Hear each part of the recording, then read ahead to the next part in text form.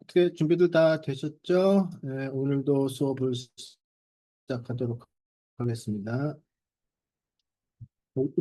오늘부터 좀 더 유난히 이제 날씨가 더워졌죠. 아마 뭐 실내에서 뭐 일하는 경우에는 뭐 대부분 뭐 사무실들이 워낙 에어컨 시설들이 좋으니까요. 뭐 어, 밖에 이제 돌아다닐 때가 조금 이제 문제가 되죠. 그래서 이제 지난 시간에 그 저희가 배운 내용들을 갖다가 이제 한번 간략하게 보면은 지난 시간에 배운 거를 간략하게 리뷰를 해보면 일단 제가 좀 뭐 시간 관계상 그리고 그 디테일한 그 알고리즘을 좀 하나하나 다 설명을 하는 게 지금 그렇게까지 중요하지는 않아서 그냥 간략한 아이디어만 설명을 했는데 어, 지난 시간에 봤던 것이 그 그레디언트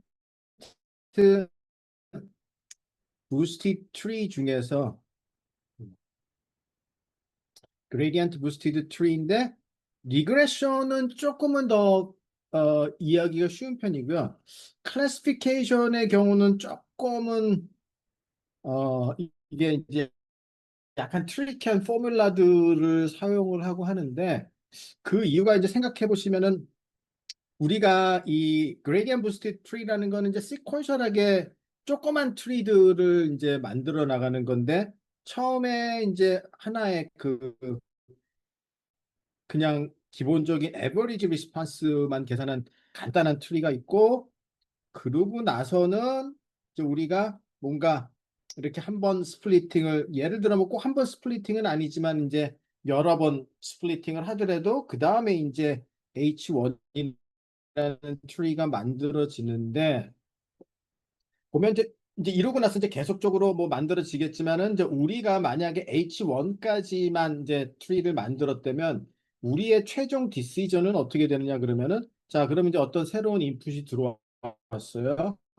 그 새로운 인풋은 아이고 이 패스를 타고 가갖고 여기에 떨어졌습니다. 그러면 요 리프 노드에 해당되는 그 클래스가 있을 거 아니에요. 그러면 이제 여기에 떨어지면 여기에 모여 있는 그 애들은 대부분 클래스 C1에 속하는 애였고 걔네들의 어떤 probability 값을 보면은 이제 probability가 예를 들어서 뭐 그냥 example로 하죠.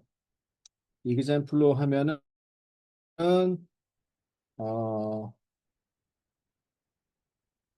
뭐 편의상 그 캐러고리가 뭐 dog, cat, lion이라고 하겠습니다. 그러면 이제 거의 물론 이제 이미지 같은 경우는 이미지에서 퓨처를 뽑아서 트리에다가 집어넣어야 되지만 뭐 그런 과정들은 다 생략을 하고 만약에 요 얘는 이제 dog에 관련된 애들이 거의 많이 데이터가 있었고 그런 probability of the given x는 뭐 예를 들어 이제 한 0.8이었습니다.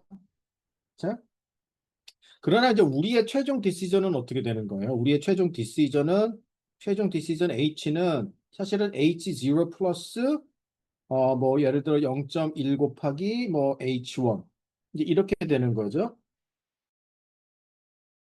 그러면 H1에서의 probability 값이 0.8이었고 그 다음에 H0의 뭐 기본적인 그 probability average response가 예를 들어 0.5였다. 그러면은 이거는 뭐예요? 0.5 플러스 0.1 곱하기 0.8.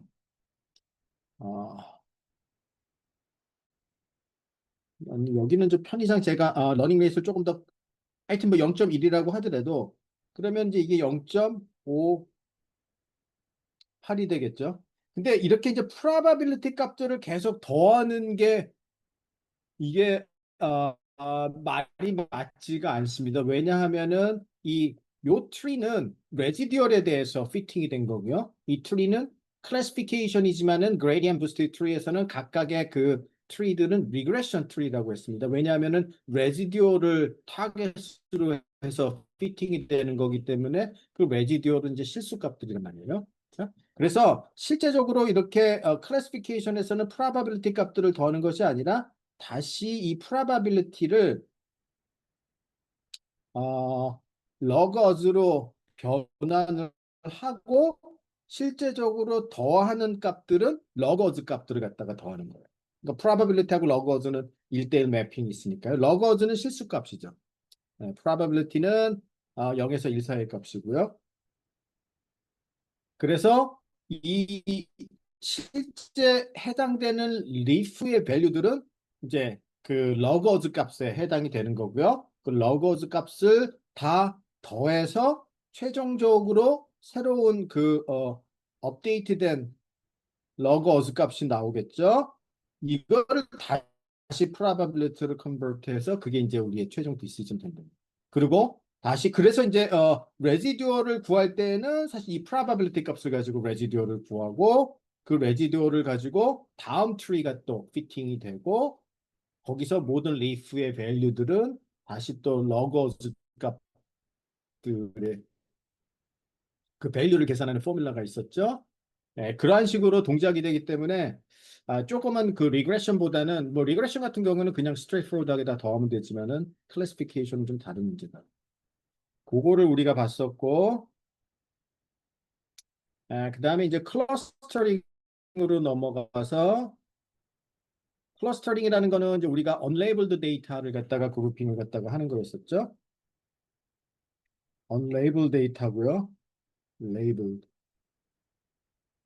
데이터고 우리가 그룹핑을 갖다가 하는 거였었고 여기에 관련된 그 알고리즘은 이제 크게 세 가지를 볼 겁니다. 어제 지난 시간에 본 것이 이제 K-means 클러스터링을 봤었고요. 자, 오늘은 mixture of Gaussian 그다음에 뭐 있었죠? 또 하나가 갑자기 금방 제가 지금 생각이 안 나네요. 그 제 슬라이드에서 뭐가 있었죠? 어, 요새는 이렇게 갑자기 뭔가 금방 제가 아이고 생각이 어, 어디 갔지?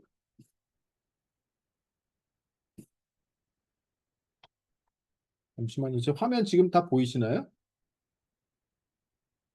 제가 지금 화면이 사라져서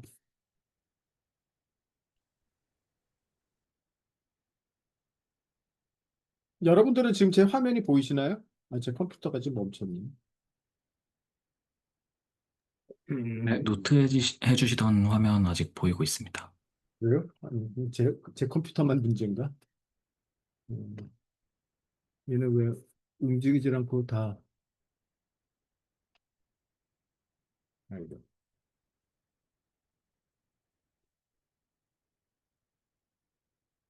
잠시만 조금만 기다리세요.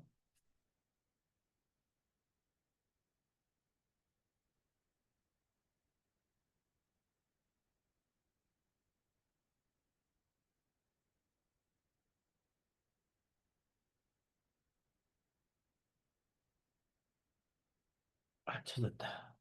네. 아, 음, 아니, 갑자기 그 세 번째 클러스터링 알고리즘이 이름이 금방 생각이 안 나서 잠깐 슬라이드를 보려고 하다가 뭐였냐 그러면 가장 그 제가 현업에서 많이 쓴다고 얘기했던 DB 스캔이요. 네. 이렇게 이름이 금방 생각이 안 나네. 네.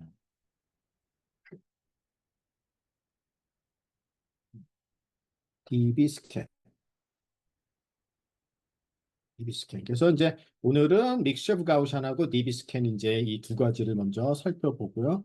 요것이 다 끝나면 그 다음에 이제 데이터 비주얼라이제이션 좀 잠깐 살펴보고 그러고서 이제 딥뉴럴 네트워크로 이제 저희들이 넘어갈 예정입니다. 자, 그래서 이제 우리가 K-means 클러스터링 좀 생각나시나요? 뭐 그렇게 어렵지는 않았었고, DB 스캔이라고 채팅창에서 한 분께서 쳐주셨네요. 감사합니다. 그 이제 이게 K-means 클러스터링에 이제 동작되는 원리를 설명한 그림이었었죠. 네, 그래서 처음에 이제 이게 두 개의 클러스터인데 K-means 같으면은 K 값을 먼저 이제 유저가 선택을 합니다. 뭐 K 이퀄 2 또는 K 이퀄 3 이제 이런 식으로 지금 이거 같은 경우는 이제 K 이퀄 2로 지정을 했고 그렇게 되면 이제 이니셜 센터 값이 뭐 랜덤하게 선택이 됩니다. 네, 그 이니셜 컨디션은 이제 이니셜 센터 값이 이제 이렇게 두 개가 선택이 됐으면 그 이 센터 값 두 개가 있으니까 각각의 데이터 포인트들이 내가 어느 쪽 센터와 거리가 더 가까운지를 계산해서 첫 번째 센터와 거리가 더 가까우면 나는 이제 첫 번째 클러스터에 어사인을 하고 두 번째 센터와 가까우면 두 번째 클러스터에 어사인을 하는 거죠. 그 얘기는 뭐냐면은 자 요거 같이 스페셜한 케이스에는 이 센터를 연결하는 이 직선을 수직으로 이등분하는 선 기점으로 여기는 파란색, 여기는 빨간색으로 어사인이 되겠죠? 그렇죠? 그게 바로 이제 이겁니다. 그래서 이제 파란색, 빨간색으로 어사인이 됐으면 그러면 각각 클러스터에서 센터를 다시 계산을 해야죠. 그 안에 있는 애들끼리의 평균값. 그러면은 파란색 애들끼리의 평균값을 구하면 얘네들이니까 평균값이 이제 여기가 나오고요. 빨간색 애들의 경우는 이렇게 해서 평균값이 이쪽에 더 많으니까 이제 여기가 이렇게 나옵니다. 그러면은 이제 요 두 개의 센터를 기준으로 다시 어사인을 하게 되면은 2등분하는 라인이 여기가 나오고 파란색, 빨간색이 나오고요. 다시 또 각각의 평균 값들을 갖다가 구했죠. 그리고 어사인을 다시 하고 또 평균값 구하고 해서 이 과정을 갖다가 거치게 되면은 궁극적으로 이제 이렇게 적절하게 이제 클러스터링이 이제 된다는.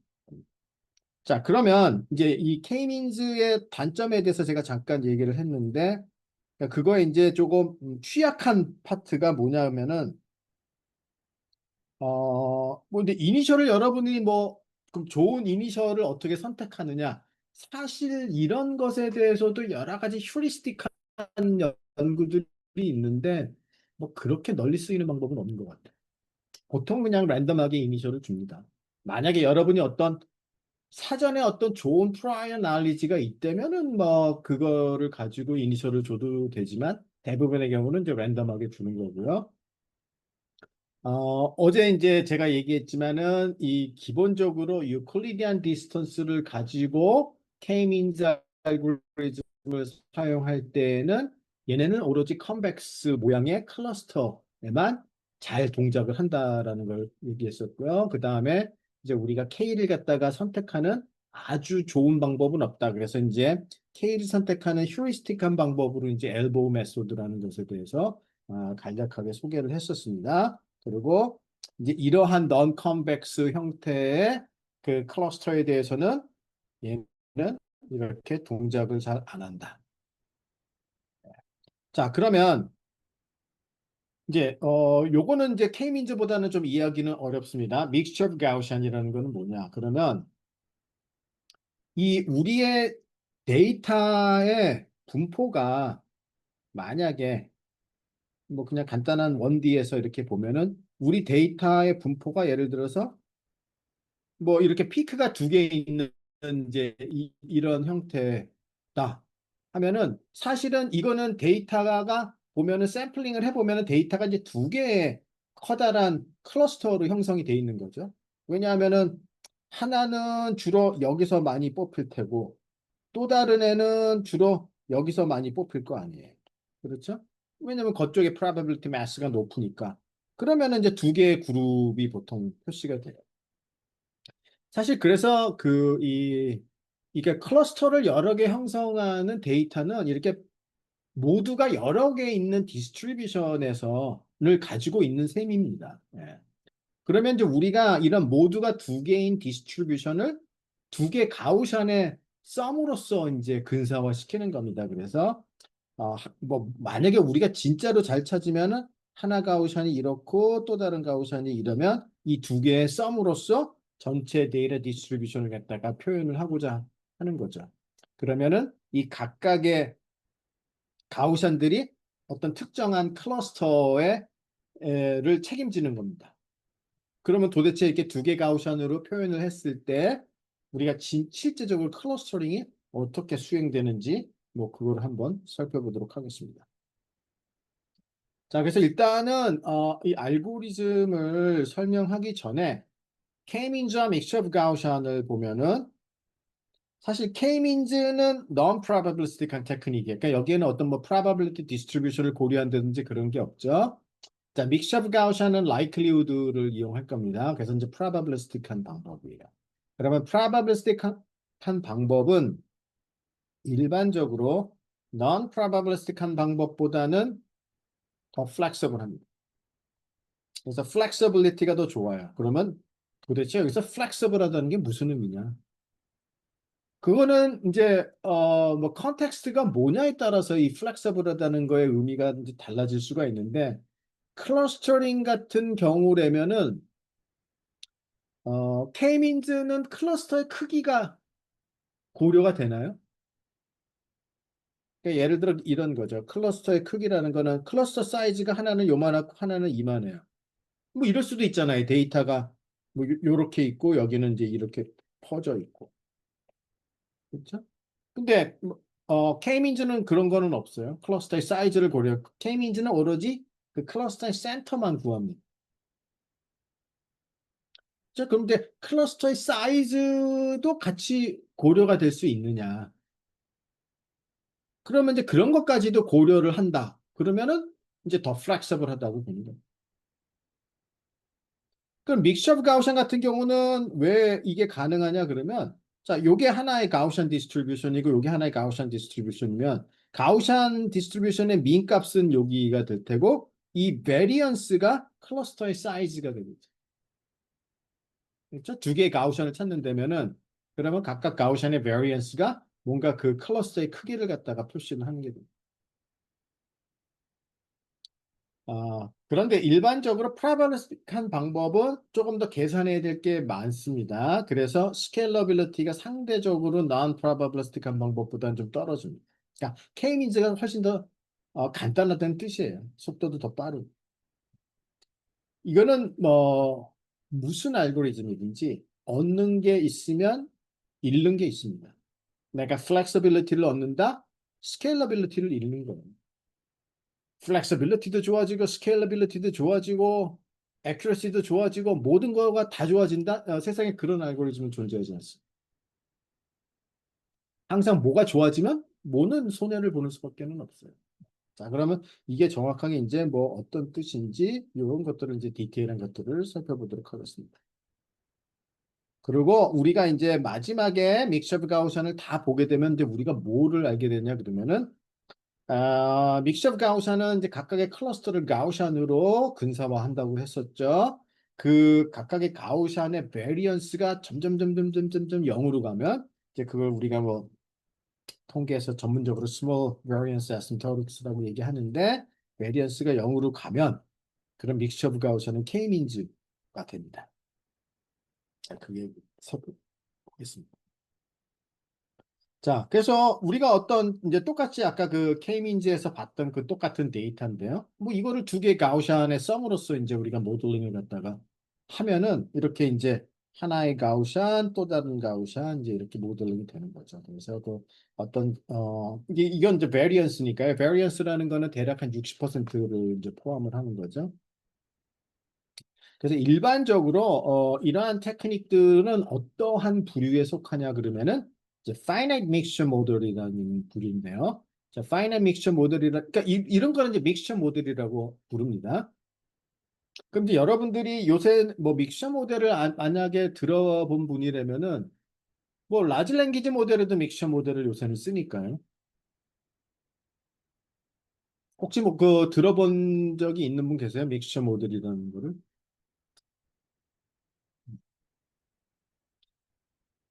그러니까 이거는 어떤 이런 여러 개 디스트리뷰션들의 합으로서 어떤 하나의 디스트리뷰션을 갖다가 모델링하는 테크닉들을 다 믹셔 모델이라고 부르고요.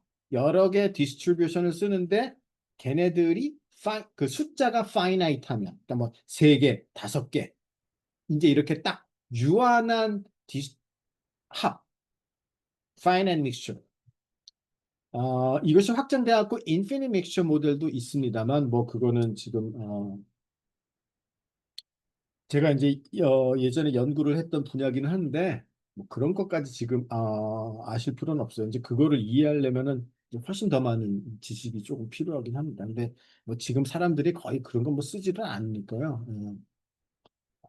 일단은 뭐 지금은 필요가 없습니다. 일단 근데 파이널 믹스처 모델에 대한 개념은 갖고 있는 게 좋습니다. 왜냐하면은 이게 꼭 뭐 믹스처 오브 가우시안이 아니더라도 지금 라지 랭귀지 모델에도 제가 얘기 듣기에는 이런 그 뭐 믹스처 오브 엑스퍼트라든지 이게 이런 믹스처 오브 엑스퍼트라는 거는 이제 슈퍼바이즈 러닝의 믹스처 모델을 쓴 건데요. 그런 테크닉들을 지금 종종 쓰면서 이제 퍼포먼스를 갖다가 더 좋게 만들고 있습니다.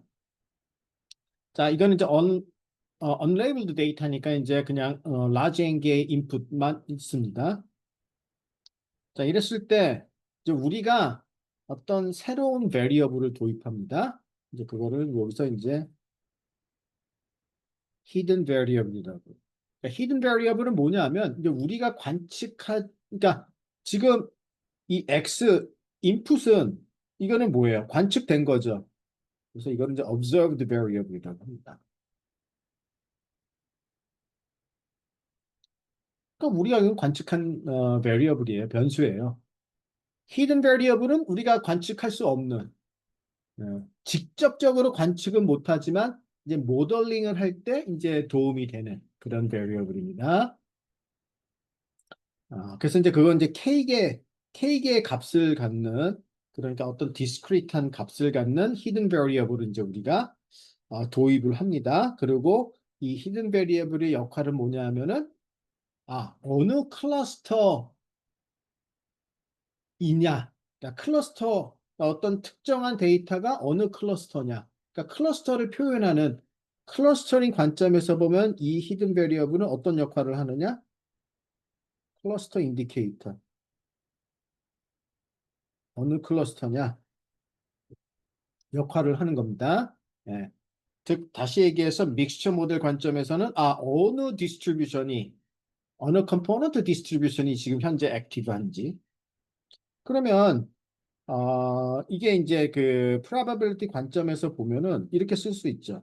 자, 우리의 어떤 데이터 디스트리뷰션은 이제 예를 들어서 얘는 뭐 첫 번째 클러스터에도 속할 수 있고 두 번째 클러스터에도 속할 수 있고 K번째 클러스터에도 속할 수 있으니까 그 모든 가능함을 다 합하면 다시 나오죠. 즉 무슨 얘기냐?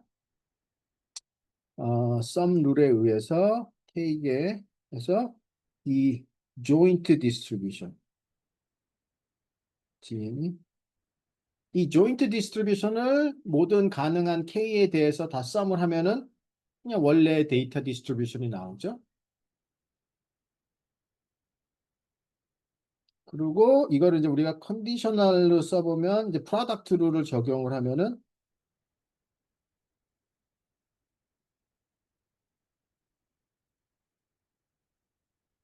이렇게 되죠. 즉 그 이퀘션 여기 써놨습니다. 그러면 어떤 데이터 디스트리뷰션을 지금 여기서 요 컨디셔널 요게 바로 컴포넌트 덴시티라고 부르는데 이제 우리는 이 컴포넌트 덴시티를 가우시안으로 가정을 할 겁니다. 그 우리의 가정이에요. 즉 그래서 뭐 믹셔 오브 가우시안만 있는 건 아니에요. 굉장히 많은 믹셔 모델이 있는데 그중에 우리가 이제 가우시안 디스트리뷰션을 다루기 쉽기 때문에 이 컴포넌트 덴시티를 가우시안으로 가정을 하고 자, 요 두 번째 텀, 요거는 이제 우리가 믹싱 파라미터라고 부르는데, 이거는 뭐냐 하면, 뭐에 관련된 거냐 하면은, 클러스터의 사이즈가 크다면은 그쪽에서 나올 확률은 상당히 크죠. 그래서 이 믹싱 파라미터는 대략 이 클러스터의 어떤 크기에 비례를 한다고 생각을 하시면 됩니다. 왜냐하면 뭐 두 개의 가우션이라도 하나의 가우션은 엄청 커다란 클러스터를 모델링 하고요. 또 다른 가우션은 아주 작은 사이즈의 클러스터를 담당한다면 어차피 이 데이터가 나오는 거는 커다란 쪽에서 더 많이 나오겠죠. 왜냐하면 거기가 개수가 더 많으니. 그래서 이 믹싱 파라미터는 이제 그 각각 컴포넌트 덴서티의 이제 웨이트이 되는데 그 웨이트는 바로 그 대략 클러스터 사이즈에 비례한다.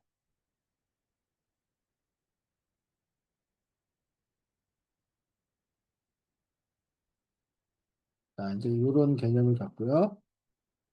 그러면 그 믹싱 파라미터는 우리가 이제 그 클러스터 인디케이터의 역할을 한다고 했으니까 원활 인코딩을 합니다. 네.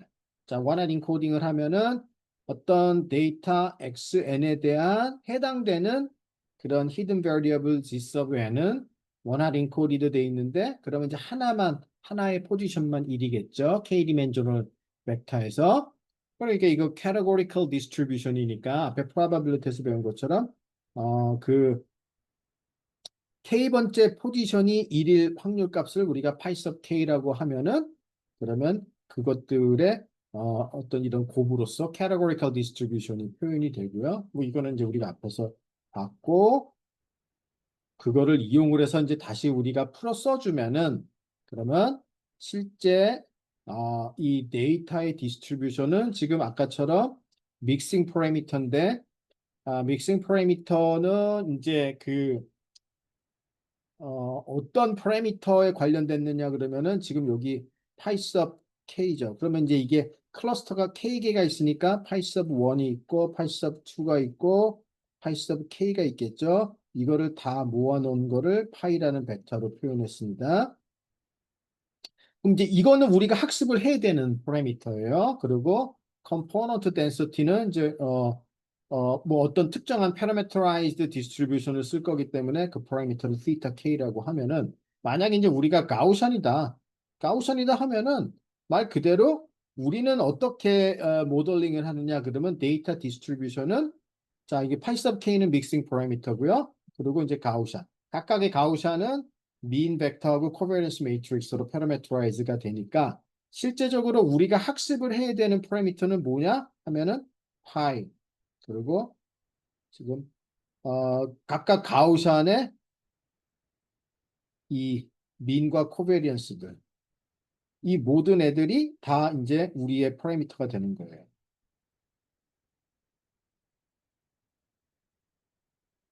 우리가 학습을 통해서 이제 우리가 그러니까 데이터로부터 학습을 통해서 얻어내야 되는 파라미터가 뭐 조금 어려우니까 일단은 뭐 완벽하게 지금 당장 이해하기는 어렵습니다. 네. 근데 이제 이런 지금 제가 왜 파이널 믹스처 모델이나 아니면 뭐 히든 베리어블 이런 것들을 설명하는 이유는 어차피 여러분들이 딥러닝에 가서도 뭐죠? 뭐 딥제너러티브 모델 생성형 AI 있죠? 다 히든 베리어블이 난 나옵니다. 그렇기 때문에 이제 조금씩 자꾸 들으면 이제 그게 좀 익숙해져서 자연스럽게 조금 이해가 되는 때가 이제 옵니다. 그 다음에 이 그림은 이해 못 하셔도 되는데, 이제 원래, 우리가 모델링을 할 때 이제 이렇게 그래피컬 리프레젠테이션을 종종 쓰는데, 이제 이게 뭐 저의 전문 분야이기도 하고, 이 그래프가 뜻하는 건 뭐냐면은, 이렇게 이제, 브라운 컬러로 쉐이딩이 된 거는, 일단은 동그라미는 랜덤 베리어블을 뜻합니다. 이거는 이제 랜덤 베리어블을 뜻하는 거고요. shaded 돼 있으면은 observed, 관측되는. 그냥 동그라미는 hidden 이런 뜻이에요. 그 다음에 조그만 solid한 동그라미는 이거는 이제 그 constant 값입니다. constant. 그러니까 random variable이 아니에요. 자, 그러면 지금 이 그림은 뭐를 뜻하느냐 그러면은 데이터를 만들어내는 그 과정을 우리가 모델링 하는 거예요. 그러니까 데이터가 어떻게 만들어졌을까? 그 제너레이션 프로세스를 모델링 하는 겁니다. 그러니까 이거는 사실 제너러티브 모델이에요. 제너러티브 모델이라는 건 뭐냐 하면 우리가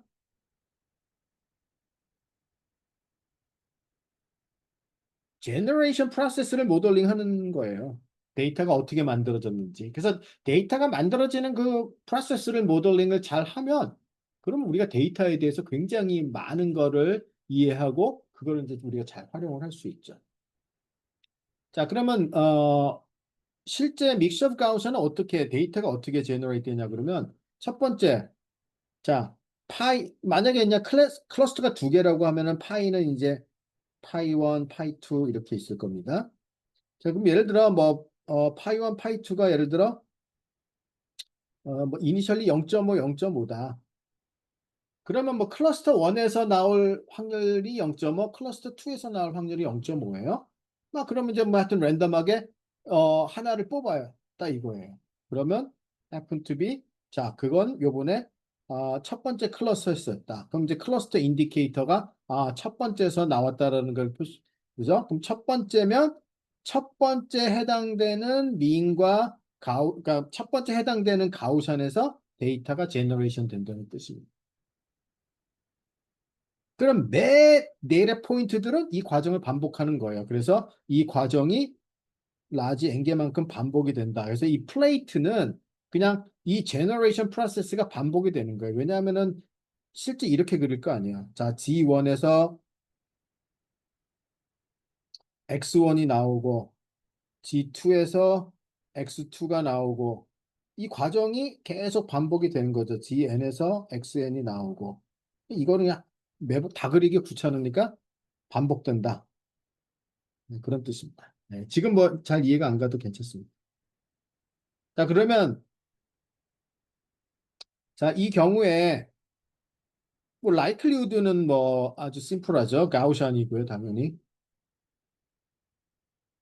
자, 그 라이클리우드를 보면은 자, 그러면은 우리가 그 파라메트라이즈 디스트리뷰션이 아까 이게 믹스처 오브 가우시안이니까 러그에 그다음에 믹스처 오브 가우시안으로 돼 있죠. 러그에 믹스처 오브 가우시안으로 그리고 라지 n개 데이터 포인트에 대해서.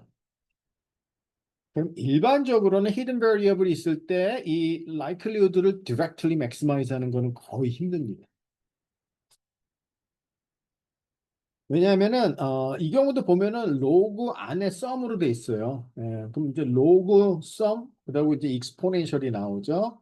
그런 경우는 이제 대부분 클로즈 폼 솔루션이 없는데 아주 특별하게 이 믹셔 오브 가우션만은 그냥 클로즈 폼 솔루션 그러니까 이 directly maximize가 가능한 케이스에 해당이 돼서 원래는 이제 우리가 전문적으로 그런 이제 특수한 옵티마이제이션 테크닉을 써야 되는데 그거를는 지금 사람들이 거의 별 관심도 없고 잘 사용을 안 해서 뭐 그거는 이제 제가 강의는 안 하고 그다음에 이 알고리즘 자체 뭐 어떻게 유도가 됐는지 뭐 크게 여러분들이 신경 쓰지는 마세요. 그냥 일단은 믹셔 오브 가우션의 개념이 뭔지 정도만 그냥 일단은 계속 따라가면 되고요. 그럼 이제 우리가 라이클리드가 있으면은 이제 우리가 파라미터는 어떻게 이거를 이제 최대화하는 파라미터 값을 구하기 위해서 그냥 다 미분해서 0 이거를 풉니다. 그렇잖아요. 최대값을 구하기 위해서 단 하나 추가적으로 파이k는 probability 값이에요. 즉 그래서 이 constraint를 만족을 해야 되죠. sum to one. 그래서 이렇게 이제 이게 옵티마이제이션에서 흔히 쓰는 테크닉입니다. likelihood의 이 constraint를 이제 unconstraint로 라그랑지안을 통해서 바꿔주는 거예요. 그래서 이제 그 어떤 추가적인 하이퍼 파라미터 람다에 그리고 이제 one 마이너스 sum. 하여튼 그렇습니다. 그건 뭐 테크니컬한 거예요. 그래서 이 세 개를 다 풀어주면 우리가 알고리즘이 어떻게 나오냐 그럼 이렇게 나옵니다. 이제 이터러티브를 계산을 해야 돼요. 그래서 먼저 responsibility를 계산합니다. 자, 그 K-민즈에서 responsibility에 대해서 얘기를 했었죠. 즉 K-민즈 같은 경우는 어떻게 돼요? responsibility가 이거가 1 아니면 0이었어요. 언제 1이냐? XN이 CK에 속할 때. 그렇지 않으면 0.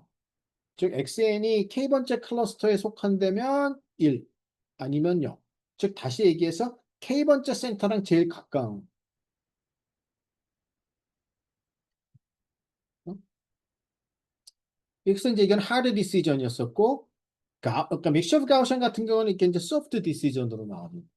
그래서 이제 0에서 1 사이에 probability 값으로 나와요. 즉 사실 얘가 뭐에 해당이 되느냐 그러면 이거에 해당이 됩니다. probability Zn equal K. 그러니까 어떤 데이터 xn이 주어졌을 때 거기에 해당되는 히든 베리어블의 값이 k일 확률 값에 해당이 되는 거예요. 그게 클러스터의 의미죠. 왜냐하면은 zn이 히든 베리어블이 그 클러스터 인디케이터라고 했잖아요. 그러면은 데이터 xn이 주어졌어요. 그러면은 zn의 값은 이제 어떤 probability로 나오겠죠. zn이 1일 확률, zn이 2일 확률. 그래서 걔네들 다 더하면 1이고요. 그래서 이제 soft decision이라고 이제 보는 거죠.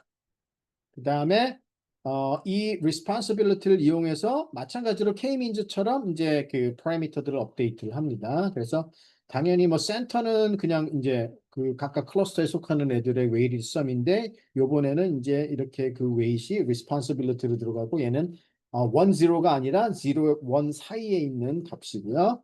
그다음에 covariance matrix 업데이트하고 mixing parameter 업데이트하고요. 믹싱 파라미터를 보면은 총 데이터 포인트 개수 분지 특정한 K번째 클러스터에 속하는 데이터의 개수니까 즉 각각 클러스터의 대략 사이즈에 해당이 되죠. 네. 그래서 스텝 1과 스텝 2를 계속 반복을 합니다. 자, responsibility 구하고 parameter 업데이트하고 그 파라미터 값들이 다 바뀌면은 보세요. 그러면 이제 responsibility 값들이 또 바뀌죠. 좀 또 responsibility가 바뀌면 다시 또 parameter 값들을 업데이트하고 해서 이 과정을 converge 할 때까지 계속 반복을 합니다. 그렇게 해서 최종적으로 parameter 값들이 그 계산이 됩니다. 그럼 이제 이거를 뭐 알고리즘은 그렇게 이해하기가 쉽지가 않죠, 지금요.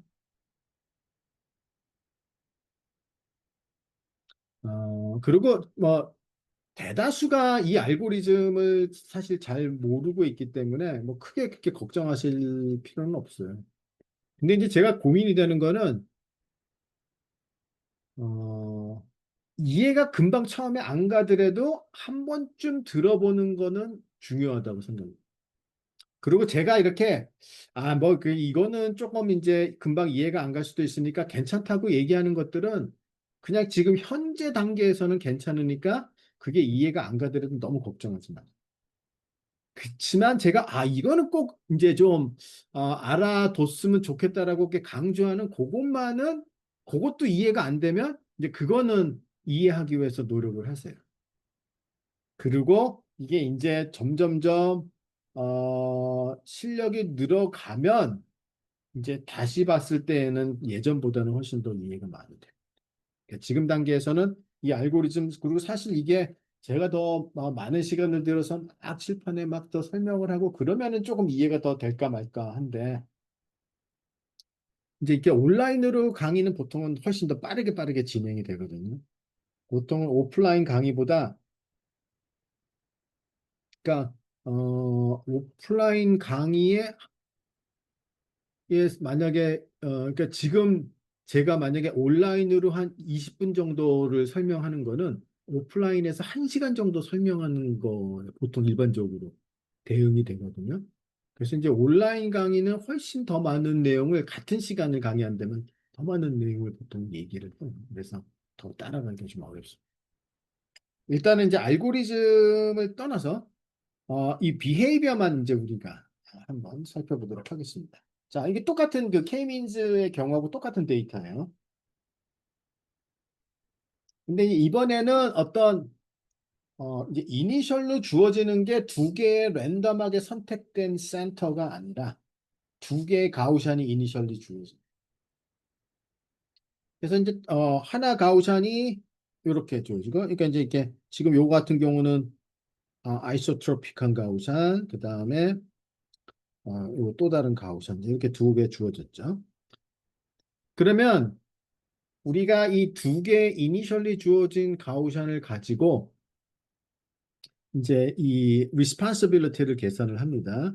이 responsibility는 실제는 뭐를 계산하는 거냐면은 이거를 계산하는 거라고 했었죠.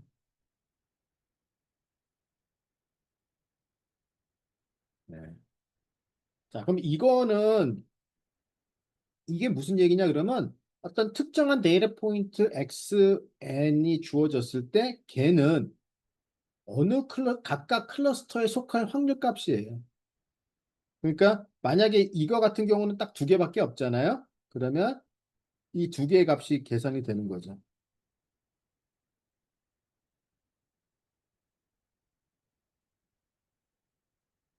제가 편의상 이렇게 썼는데 캐터고리칼로 보면은 이 뜻이에요. 그러니까 사실은 G에는 1, 0 아니면 0, 1이에요. 그러니까 첫 번째 클러스터면은 1, 0, 두 번째 클러스터면 0, 1. 이제 그거를 제가 그냥 편의상 1, 2라고 쓴 겁니다. 여기에. 그러니까 이렇게도 표현을 하고 실제적으로 알고리즘에서는 원활 인코딩을 하니까요. 그러면 우리가 이거 어떻게 구합니까?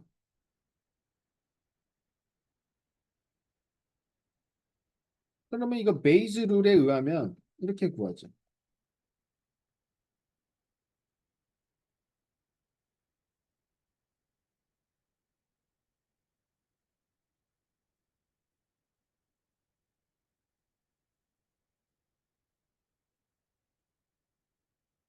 그죠?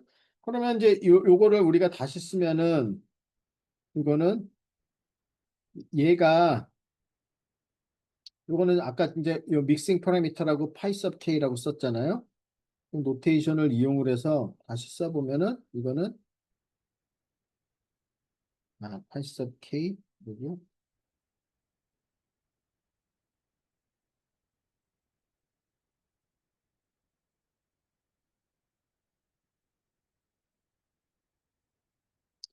그리고 얘는 그 컴포넌트 덴서티였고 얘는 가우샨이잖아요. 가정을 하기로. 그러니까 얘는 가우샨입니다. 섭 k. 그렇죠? 네. 그래서 사실은 이게 클러스터 인디케이트 포스티리어 프로바빌리티를 구하는 거예요. 그리고 걔를가 이제 리스폰서빌리티에 해당이 되죠. 즉 어느 클러스터가 현재 데이터 포인트 XN을 얼마만큼 책임지고 있느냐. 그럼 이제 그거를 갖다가 계산을 해보면 이제 이렇게 수도 컬러링을 했을 때 이제 이렇게 파란색에서 빨간색, 정확하게 파란색, 빨간색만 있는 게 아니라 뭐 파란색 0.7, 빨간색 0.3 이렇게 또 있을 수 있는 겁니다. 그래서 그 사이의 값들이 이제 이렇게 쭉 수도 컬러링이 된 겁니다. 이제 이게 그 K민즈랑은 다르죠. 그러면 이제 얘네들을 가지고 다시 그 가우샨의 민과 코베리언스 그리고 믹싱 파라미터들을 업데이트합니다. 그렇게 되면 이제 가우샨이 이렇게 이제 두 개 이렇게 변합니다. 이 responsibility를 가지고 그럼 다시 이거를 가지고 responsibility를 갖다가 구해서 우리가 다시 또 가우샨을 업데이트하고 계속해서 가우샨을 업데이트하게 되면은 이제 이렇게 두 개의 클러스터가 이제 찾아지게 되고 그 각각의 클러스터를 이제 책임지는 가우샨. 그럼 궁극적으로 각각 가우샨의 민과 코베리언스 매트릭스가 계산이 되고요. 그다음 믹싱 파라미터가 계산이 되고 그렇습니다.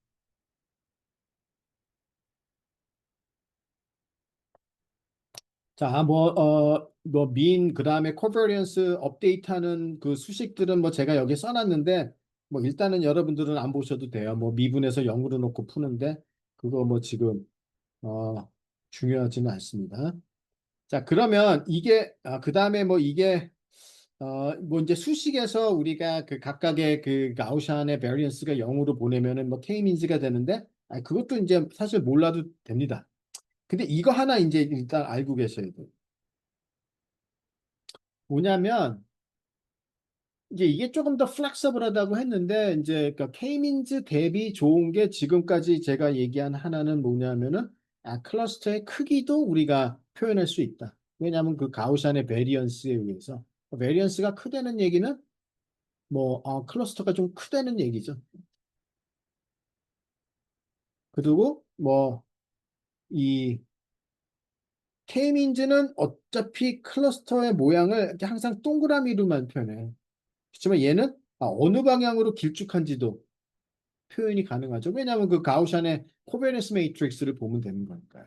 아이소트로픽한 경우는 이렇게 나오겠지만은 디펜던시가 있으면 이제 이렇게 나와. 그런 게 있고 이 모델 셀렉션이라는 건 뭐냐면은 우리가 K민즈보다는 그러니까 likelihood를 사용하고 있기 때문에 우리가 대략 클러스터의 개수를 모델 셀렉션을 통해서 알아낼 수 있어요. 그래서 그 number of cluster를 우리가 어떻게 결정하느냐 그러면은 그 feature selection에서도 소개가 됐지만은 그 아까 있게 information criterion AIC가 있었죠. 자, 이거는 이제 그 negative likelihood에다가 negative log likelihood에 이제 이 파라미터의 개수. 네.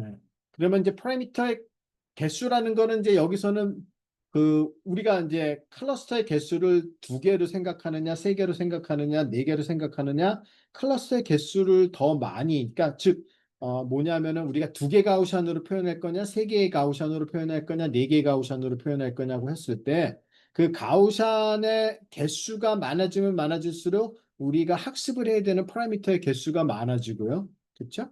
그렇게 되면은 이 large m, number of parameter는 점점 더 증가를 하죠. 그러니까 자꾸 더 증가를 하니까 AIC 값이 점점 증가를 해요. 근데 그렇게 많이 사용해갖고 우리가 더 잘 피팅을 할 수 있다? 그러면 이제 likelihood가 커지니까 이 앞에 텀은 점점 줄어들어요. 피팅이 잘 될수록. 네, 그래서 피팅을 잘하면서도 적절한 모델이 좋으니까 예, 보통 이제 AIC가 이렇게 이제 표현이 될 겁니다. 그래서 이게 number of 그 클러스터 그다음에 AIC를 보면은 뭐 예를 들어 K equal 1, 2, 3, 4 예를 들어 이러한 경우에 만약에 지금 앞에 example이라면은 어, 한 개만의 가우션을 썼을 때보다는 두 개 가우션을 썼을 때가 AIC가 더 줄어들 테고요. 세 개를 쓰게 되면은 좀 오버핏 되면서 좀 이렇게 이제 다시 이런 식으로. 그래서 대략 이제 이렇게 이제 플러시 될 겁니다. 그러면은 요때가 제일 미니멈이구나. 그러면 이제 K를 2라고 선택을 합니다. AIC뿐만이 아니라 여러분들이 뭐 BIC, 근데 BIC하고 AIC는 우리가 이제 피처 셀렉션에서 봤잖아요. 그래서 이제 이러한 장점이 있는 거예요. 그러니까 라이클리후드 기반이기 때문에 모델 셀렉션을 할 수가 있고, 이건 이제 피처 셀렉션이 아니라 이제 모델 셀렉션인데, 모델 셀렉션에도 마찬가지로 피처 셀렉션처럼 AIC나 어떤 BIC 이러한 메저를 통해서 우리가 대략 어, 적절한 모델을 선택을 할 수 있다. 그렇지만 이게 퍼펙트하지는 않지만 K민즈보다는 훨씬 낫다. 그럼 뭐 엘보 메소드라든지 이런 휴리스틱한 방법보다는 훨씬 더 낫습니다. 네, 잠깐 여기까지 하고 10분간 브레이크를 갖고 나머지 내용 진행하겠습니다. 자, 다시 이제 시작하도록 하겠습니다.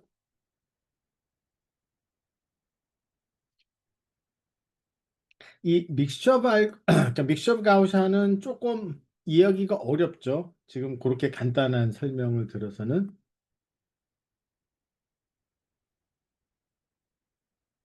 뭐 어떠세요? 그래도 충분히 이해가 되시나요? 아니면은 근데 이게 이렇습니다. 나한테 어려운 거는 누구한테나 어려운 겁니다. 나한테 쉬운 거는 누구한테나 쉽습니다. 그래서 만약에 내가 금방 이해해서 금방 했다면은 그건 누구나 다 그래야 금방 할 수 있는 거기 때문에 너무 좋아할 필요도 없고요. 이게 또 내가 너무 어렵다고 생각이 되면은 나만 못한다고 고민할 필요가 없는 게 다 누구한테는 어렵습니다. 네, 그래서 너무 자만해서도 안 되고 또 너무 실망해서도 안 되고 제 경험으로는 그렇습니다. 그리고 이제 아마 뭐 여러분들도 이미 그런 사실들은 다 아시고 계실 거예요.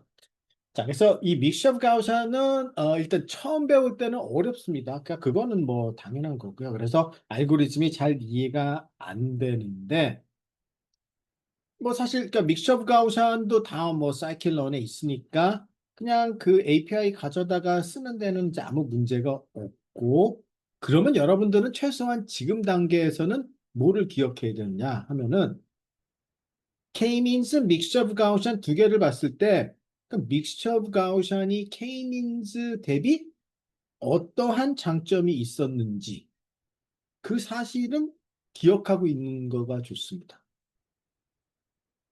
즉 어떠한 장점이 있느냐? 믹스처 오브 가우샤는 클러스터의 대충 모양을 우리가 판단을 할 수가 있죠. 코베리언스 매트릭스로부터. 그 다음에 그가 어떤 크기. 그러고 이 AIC나 BIC를 통해서 모델 셀렉션을 할 수 있다. 즉, number of cluster를 AIC나 BIC를 통해서 어느 정도 계산해낼 수 있다. 그게 굿 뉴스지만 bad 뉴스는 그게 그렇게까지 항상 베스트는 아니다.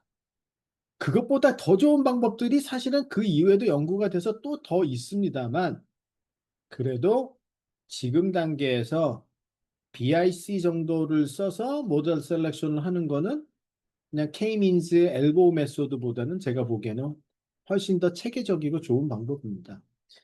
아, 자, 그런데 이제 제가 앞에서 설명할 때 이제 아이리스 데이터 세 개의 클래스가 있는 아이리스 데이터에 대해서 잠깐 언급을 했는데 그 아이리스 데이터에 대해서 이제 어떤 레이블 정보를 전혀 우리가 모른다고 가정을 하고 그러면 이제 인풋이 4디멘셔널 데이터가 되겠죠. 거기에 이제 그 클러스터링 테크닉들을 쓰는데 우리가 만약에 믹스 오브 가우션을 적용을 한다면 AIC나 BIC를 적용해 보면 어떻게 나타나느냐 그러면 이 Y축이 AIC 또는 BIC고요. X축은 number of cluster입니다. 그래서 클러스터 개수를 2로 했을 때 여기가 4, 여기가 6, 여기가 8, 여기가 10. 그럼 이제 그 사이는 뭐 3, 5, 7, 9 이렇게 되겠죠. 그랬을 때 이 파란색이 아마 AIC네요. AIC가 이렇게 되죠. 그러면은 거의 한 여기 정도 3이나 또는 4, 3이나 4가 적절한 클러스터 개수라고 판단을 한 거고요. AIC는 EIC 같은 경우는 이렇게 되는 걸로 봐서 BIC는 2 또는 3. 약간 다르죠. 비헤이비어가 AIC. 근데 이제 사실은 우리는 알고 있죠. true는 3이라는 거를. 아이리스 데이터는 3개의 클래스니까요. 그래서 이제 대략 AIC나 BIC를 플롯을 해보고 우리가 이제 판단을 한다는 거고 이때 엘보우 메소드를 적용해 보면은 이렇게 됩니다. 그러면은 이것도 대략 뭐 2 아니면 3 정도에서 그러니까 사실 이 아이리스 데이터 같은 경우는 뭐 그냥 엠피리컬하게는 BIC, AIC 쓸 때랑은 그렇게 크게 차이가 없는데 일반적으로는 엘보우 메소드보다는 AIC나 BIC가 더 보통 좋습니다.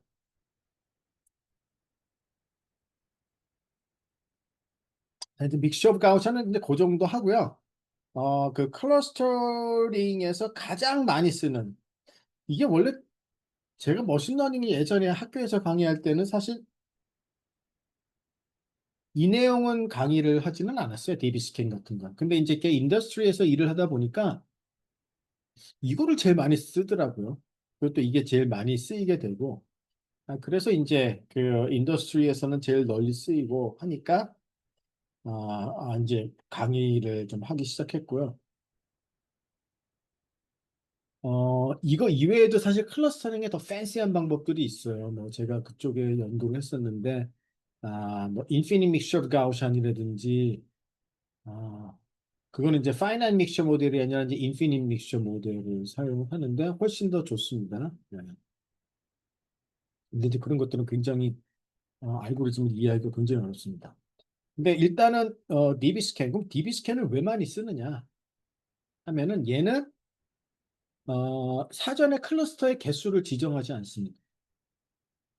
그래서 이제 이 DB 스캔은 어떤 이 데이터의 density를 보고서 어떤 high density region들을 점점 하나의 클러스터로 이렇게 이제 묶어서 나가는 거예요. 그래서 먼저 하나 클러스터 찾고 그 다음에 또 하나 더 찾고, 어? 이제 더 이상 찾을 필요가 없다고 판단되면 거기서 스탑. 더 찾을 게 없으면. 또 하나를 더 찾고, 그래서 이렇게 이제 하나씩 찾아나가는 이제 그러한 테크닉이라서, 그래서 이제 넘버 오브 클러스터를 사전에 지정을 안 하는데, 그 알고리즘이 어떻게 동작이 되는지 좀 간략하게 그림으로 제가 이제 설명을 드리도록 하겠습니다. 그러면 여러분들은 이 데이터가 만약에 이렇다, 그러면 이게 도대체 뭐 클러스터가 몇 개나 보입니까? 어떠세요?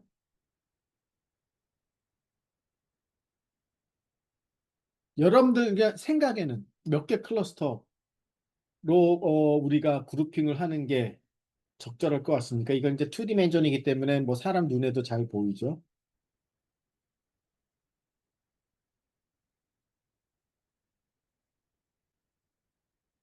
네, 뭐 두 개. 그렇죠? 네, 두 개.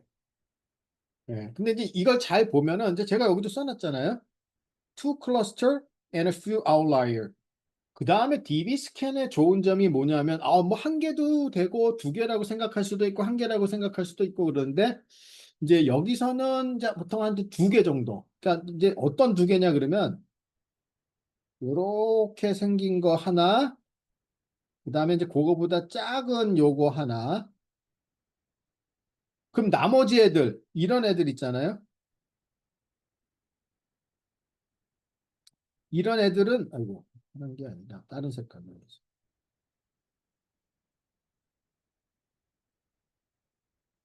이런 애들은 이제 아웃라이어. 그러니까 이제 사실은 뭐 어떤 클러스터로 묶기는 그렇고 이렇게 듬성듬성 이렇게 외곽에 떨어져 있는 거 아니에요? 그러니까 이제 아웃라이어죠. 근데 사실 이제 K민즈나 뭐 이런 거 같은 경우는 뭐 아웃라이어를 판단을 못 해요. 그냥 두 개면 이 모든 애들을 뭐 클러스터 1, 클러스터 2에 그냥 어사인을 하게 되죠. 그런데 DB스캔은 좋은 점이 이렇게 이제 중요한 클러스터 두 개를 찾고 나머지 어사인이 안 된 애들은 다 그냥 아웃라이어가 되는 거예요. 그러니까 그래서 보통 현업에서 우리가 데이터라는 걸 클러스터링을 할 때 사실 이게 어떤 백그라운드의 아웃라이어도 있고 그다음에 이제 클러스터도 몇 개 있고 그런 경우가 많거든요.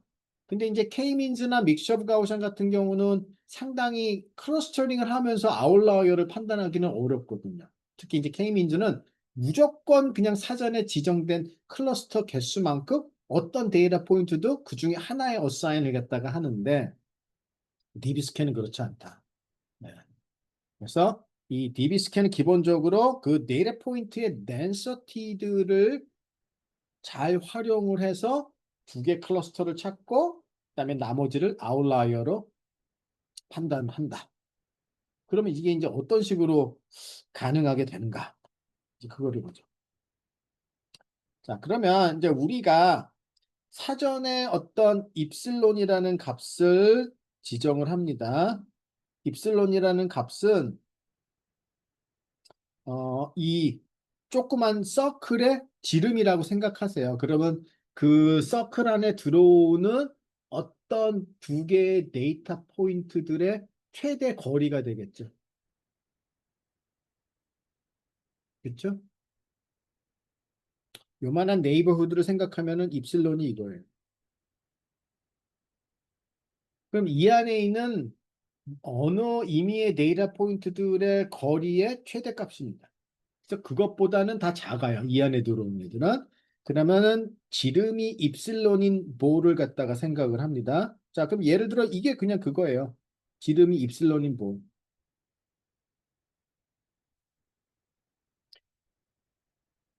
그러면은 얘네들은 그냥 그 이제 네이버가 되는 거예요.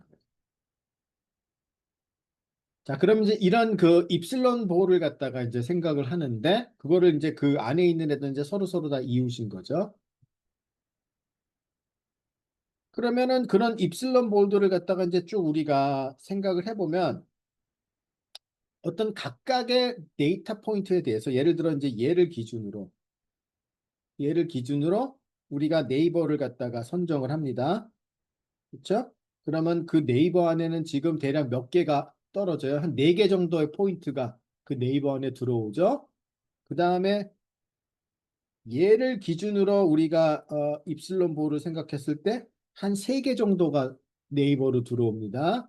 그다음에 얘를 기준으로 봤을 때에도 대략 한 세 개 정도가 이렇게 들어오고요. 만약에 얘는 기준으로 봤을 때 자기 네이버는 아무도 없어요. 그냥 혼자죠. 자, 그렇습니다. 그러면 이 DB 스캔에서 우리가 이제 미니멈 넘버 오브 샘플을 갖다가 지정을 하는데 이 숫자를 예를 들어서 이제 우리가 이걸 3이라고 하겠습니다. 예를 들어. 그러면 이 어떤 각각의 개별적으로 봤을 때 이 내 네이버 안에 최소한 3개가 있으면 그러면 얘를 코어 포인트라고 얘기합니다. 그죠? 그러면 얘는 코어 포인트고 얘도 코어 포인트고 얘도 코어 포인트예요. 최소한 3개는 네이버후드니까. 그런데 얘는 이거는 코어 포인트가 아니죠. 그렇죠? 뭐 이건 이제 어려운 개념이 아니죠.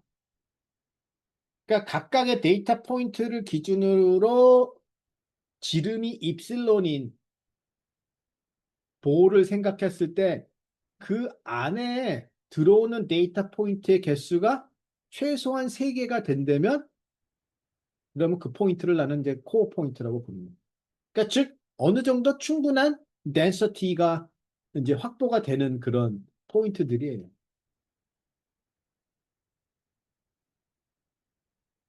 그러면 이제 일단은 이 모든 데이터 포인트들에 대해서 코어 포인트인지 아닌지를 갖다가 이제 우리가 다 계산할 수가 있죠. 쭉 한번 리니어 스캔을 통해서.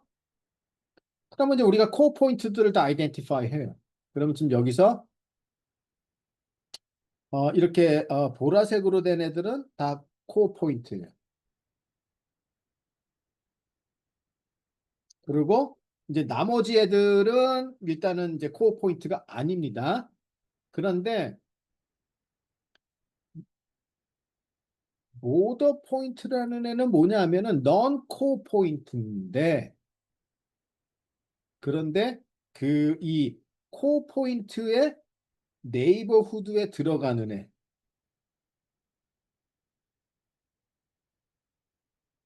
무슨 말인지 알겠어요? 넌 코어 포인트인데 다른 코어 포인트의 네이버후드에 들어가요. 얘는 어디 아무 데도 못 들어가요. 안 들어갑니다. 그러니까 얘는 이제 완전히 그냥 제껴놓고 보더 포인트라는 거는 이런 거예요. 그다음에 얘 같은 경우는 아마 요거에 이제 들어가고 또 그러면 요거에 얘는 아마 정확하게 지금 어, 뭐 때문에 뭐 정확하게 지금 어느 거에 아마 이 들어가는지 모르겠지만 이제 얘도 지금 일단은 다 그 보더 포인트로 돼 있는. 근데 자기 자신은 코어 포인트는 아니에요. 왜냐면은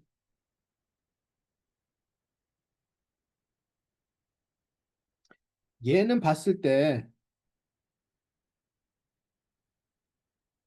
얘는 봤을 때 빨간색이요. 얘를 그려보면은 얘는 이렇게 되면 얘 빨간색 포인트 입장에서는 네이버우드에 들어온 애가 딱 하나예요. 이게 당연히 코어 포인트가 아니죠. 그렇지만 이 포인트 파란색에는 보면은 이제 이렇게 들어가서 이 빨간색에가 이 파란색의 네이버후드에는 들어가면 그러면 그거를 보더 포인트라고 한다 이거예요.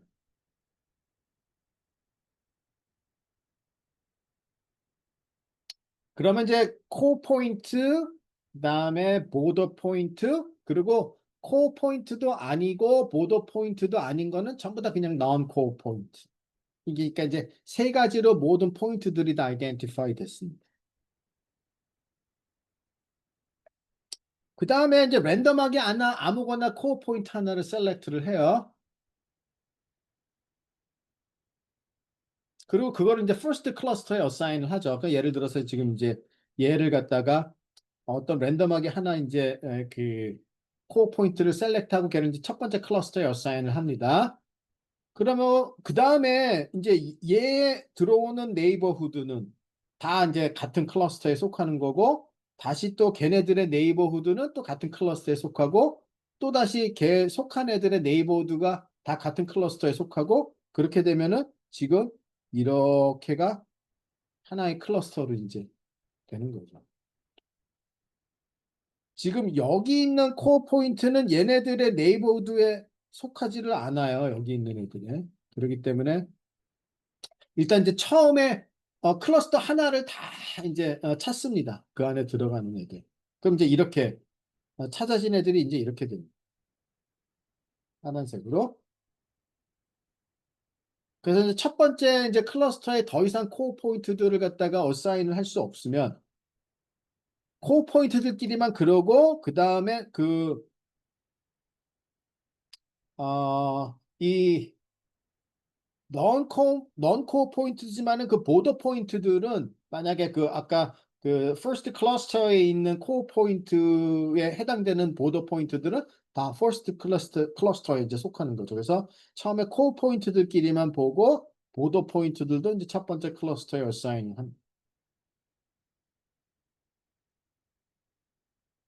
그다음에 이제 아직 core 포인트들이 남았잖아요. 첫 번째 클러스터에 속하지 않은. 그러면 다시 이제 거기서 하나 랜덤하게 선택을 해서 똑같이 그럼 그 코어 포인트들과 가까운 애들을 계속 이제 두 번째 클러스터에다가 다 집어넣고 멈출 때까지. 그러면 이제 이렇게 되죠.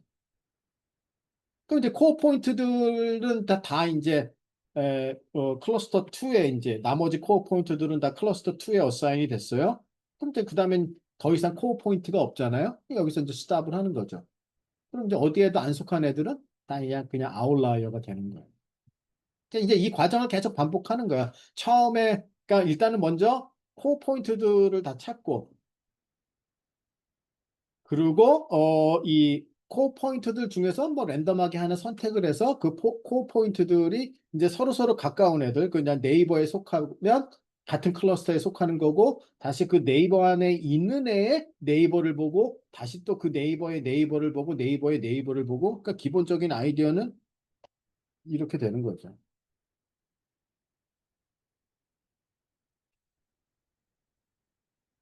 그냥 라프하게 보면은 이렇게 이 네이버에 다시 또 네이버를 보고 이거의 네이버를 보고 네이버를 보고 이러면은 이제 이렇게 하이 덴서티 리전들이 쭉 이렇게 연결이 될 거 아니에요. 그래서 이제 그게 하나의 클러스터가 형성이 되고 여기서 시작된 애들은 이렇게 이제 쭉 해서 묶여지고 그렇지 않은 코어 포인트, non 코어 포인트 애들은 그냥 아웃라이어. 그러니까 알고리즘은 대략 이제 이렇게 동작을 하는 겁니다. 별거 아니에요. 예, 그리고 뭐 보통은 이제 한 번쯤 아니 그리고 제가 보기에 인더스트리에서 DB 스캔을 쓰는데 이 DB 스캔이 어떻게 동작되는지 정확하게 알고 쓰는 사람도 거의 없어요, 사실. 그냥 클러스터링 필요해? 그러면 이거 DB 스캔이라는 거 많이 쓰지? 오케이, 그러면 이제 DB 스캔 그 툴박스 가지고 와서 그냥 DB 스캔에다 집어넣고 그냥 결과를 보는 거지. DB 스캔이 정확하게 뭐 어떻게 동작이 되지? 그런 거를 그렇게 크게 왜 이해하고 관심을 갖는 사람들 제가 그렇게 많이 못 봤습니다. 네. 그러니까 이제 아마 여러분들도 그냥 DB 스캔을 쓰면 되는데 이제 여러분들이 여기서 뭐 이게 DB 스캔 알고리즘이 어떻게 동작되느냐를 꼭 기억할 필요는 없지만 뭐를 기억해야 되느냐? 클러스터링에서 DB 스캔 그러면 얘는 코어 포인트들을 이용을 해서 그러니까 아니면 데이터의 그 덴서티를 보고 클러스터를 찾는데 처음에 하나 찾고 그 다음에 또 하나 찾고 더 이상 코어 포인트가 또 이제 나머지 코어 포인트들이 있으면 또 찾고 그렇게 찾은 다음에 더 이상 코어 포인트가 남아있지 않으면 그냥 수다. 그러면 어디에도 속하지 못한 애들은 다 아웃라이어로 그냥 어, 그 간주가 되는 거죠. 네, 그래서 이제 그래서 아마 DB 스캔을 제일 많이 쓰는 게 아닌가. 그러니까 뭐 넘버 오브 클러스터를 가정할 필요도 없고 아웃라이어가 있더라도 뭐 별 문제는 없다. 네.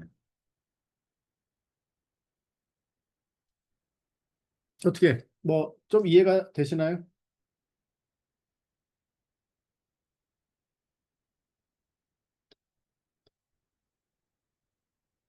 네이버를 결정하는 입실론은 하이퍼 파라미터인가요? 네, 맞습니다. 네, 그래서 여기서 이제 여러분이 결정을 해야 되는 거는 이제 그래서 제가 하이퍼 파라미터들을 이렇게 표시를 해 놓은 거예요. 일단 입실론, 그러니까 이제 뭐 내가 어느 정도 크기의 그 이 볼을 생각할 건가. 그다음에 또 하나 정해야 되는 건 이거예요. 그럼 도대체 그 볼 안에 몇 개의 네이버를 가지면 내가 코어 포인트라고 할 건가? 그럼 그게 뭐 세 개가 될 수도 있고 다섯 개가 될 수도 있고 그렇죠. 그거는 이제 뭐 유저가 정하는 겁니다. 지금 여기 이 example에서는 3이라고 했지만은 근데 보통은 이제 일반적인 디폴트 값들이 있어요. 그러니까 그거는 이제 좀 약간 데이터에 따라서 조금 뭐 약간씩 달라질 텐데 하여튼 그건 하이퍼 파라미터. 그러면은 이제 내가 입슬론을 작게 작게 가지고 가면은 훨씬 많은 애들이 아웃라이어라고 가만 반대인가요? 네, 작게 갖고 갈수록 많은 애들 아웃라이어 개수가 더 많아지는 거죠. 입슬론이 작아질수록. 그리고 그 이 M 미니멈 넘버 오브 샘플 그러니까 이제 코어 포인트를 결정하기 위한 최소한의 그 이 개수 데이터 포인트의 개수가 커지면 커질수록 non 코어 포인트들이 이제 많아집니다. 그 얘기는 이 클러스터에 있는 데이터들의 덴서티가 굉장히 높으면은 이제 우리가 이 M을 갖다가 크게 갖고 가도 괜찮고 조금은 뭐 전체적으로 약간 조금 루스하게 있으면 좀 M을 작게 가지고 가야 되고 뭐 그렇습니다만 대략 그냥 그 디폴트 값으로 보통은 많이 그 적용을 하니까요. 하지만 하여튼 그거는 하이퍼 파라미터 맞습니다.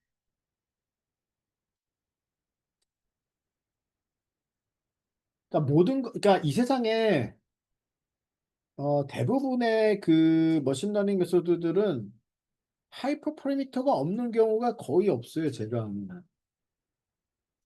항상 뭔가 하이퍼 파라미터들이 있습니다.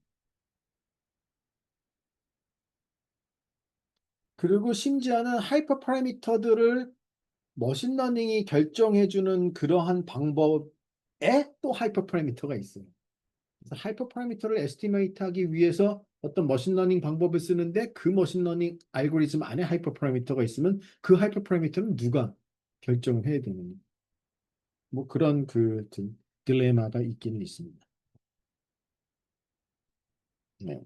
자, 그래서 이제 클러스터링이 이제 여기까지 끝났고요. 우리가 이제 비주얼라이제이션으로 넘어. 여기까지 한번 또 다른 이제 클러스터링까지 끝났으니까 뭐 혹시 질문하고 싶은 거 있으면은 편하게 질문해 주세요.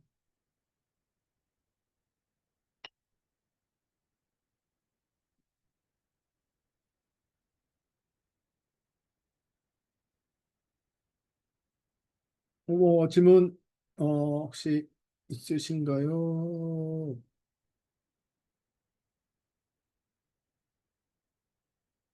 자, 질문이 없으면은 잠시만요. 이제 제가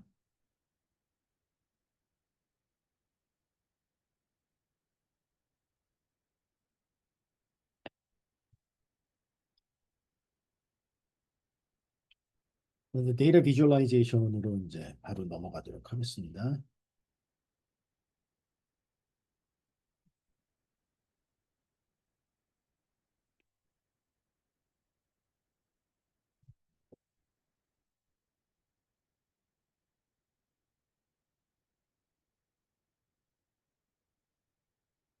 자, 이 데이터 비주얼라이제이션이라는 건 뭐냐 그러면은 이제 뭐 여기선 크게 그냥 PCA하고 TSNE 특히 이제 TSNE를 중점적으로 이제 얘기를 할 거고요.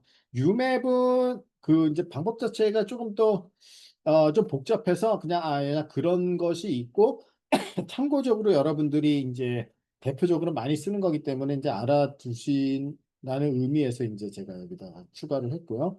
또 사실 이것도 그냥 보통 그냥 씁니다. 예. 근데 어떤 경우에 쓰는지만 일단 이제 여러분이 알고 계시고 알고리즘은 한 번쯤 들어본 다음에 이해가 안 가면은 뭐 지금 크게 개의치 마세요.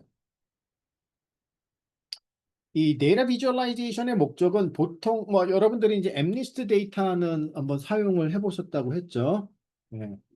그러면은 이제 이게 이제 지금 엠니스트가 보통 기본적으로 28 바이 28이죠. 그러면은 이게 대략 784 디멘셔널 데이터예요. 그러니까 어떤 벡터 스페이스에서 보면은 784 디멘전이면 굉장히 하이 디멘전이죠. 근데 보통 기본적으로 이미지는 굉장히 하이 디멘셔널 데이터입니다. 자, 그러면 이제 이 경우에 우리가 784 디멘셔널 데이터를 만약에 그냥 2디멘전에 표시를 하고 싶은 거예요. 우리는 비주얼라이제이션은 어떻게 됩니까? 2D 아니면 3D 정도에만 할 수가 있어요. 뭐 여러분들이 4D나 5D의 비주얼라이제이션은 어떻게 합니까? 그거는 인간한테는 불가능합니다. 많은 진짜 우리보다 더 많이 발전한 외계인들은 그게 가능할 수는 있지만 우리한테는 2D나 3D 그리고 이 대부분이 다 그냥 2D에 플러스 하는 겁니다. 그러면 혹시 이 엠니스트 데이터는 어떻게 나왔는지 이거 아세요? 이게 어디서 온 데이터인지?